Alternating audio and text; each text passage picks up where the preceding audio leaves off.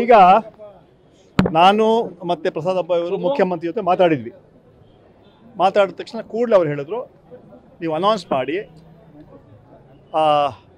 Family ಮೆಂಬರ್ಸ್ಗೆ ಏನು ಮಗು ಸತ್ತಿದೆ ಅವ್ರಿಗೆ 10 ಲಕ್ಷ ರೂಪಾಯಿ ಕಾಂಪನ್ಸೇಷನ್ ಸರ್ಕಾರದಿಂದ ನಾವು ಕೊಡ್ತೀವಿ ಅಂತ ಅನೌನ್ಸ್ ಮಾಡಿ ಅಂತ ಮಾನ್ಯ ಮುಖ್ಯಮಂತ್ರಿ ಹೇಳಿದರು.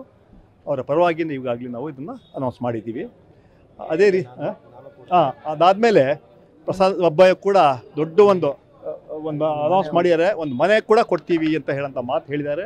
ಸ್ಲಮ್ ಬೋರ್ಡಿನ ಮನೆ ಕೂಡ ಕೊಡೋಂಥ ಕೆಲಸ ಅವರು ಕೂಡ ಮಾಡ್ತಾರೆ. ಒಟ್ಟಾರೆ ಈ ಸಂದರ್ಭದಲ್ಲಿ ಈಗಾಗಲೇ ಮುಖ್ಯಮಂತ್ರಿಗಳು ಸಂತಾಪ ಕೂಡ ಹೇಳಿ ಕಳಿಸಿದ್ದಾರೆ.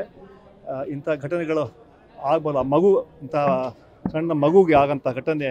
ಅದೇ ರೀತಿ ನಮ್ಮ ಇಂಟೆಲಿಜೆನ್ಸ್ ಕೂಡ ನಾವಿನ್ನು ಹೆಚ್ಚು ಸ್ಟ್ರೆಂಥನ್ ಮಾಡ್ತೀವಿ. ಕೆಲವರು ಹೇಳೋದು ರಾಜ್ಯಗಳ ಬಗ್ಗೆ, ನಾವು ಯಾವುದೇ ಒಂದು ರಾಜ್ಯ ಬಗ್ಗೆ ಹೇಳೋಕ್ಕೆ ಸಾಧ್ಯ ಆಗೋದಿಲ್ಲ. ಒಟ್ಟಾರೆ ಯಾರು ತಪ್ಪು ಮಾಡ್ತಾರೆ ನಮ್ಮ ಸರ್ಕಾರದಲ್ಲಿ ಅವ್ರಿಗೆ ಕಾನೂನುಬದ್ಧವಾಗಿ ಏನು ಶಿಕ್ಷೆ ಕೊಡಬೇಕು ಕೊಡ್ತೀವಿ. ಯಾವುದೇ ನಿರ್ದಾಕ್ಷಿಣ್ಯವಾಗಿ ನಾವು ಕ್ರಮ ತಗೊಳ್ಳೋಂಥ ಕೆಲಸ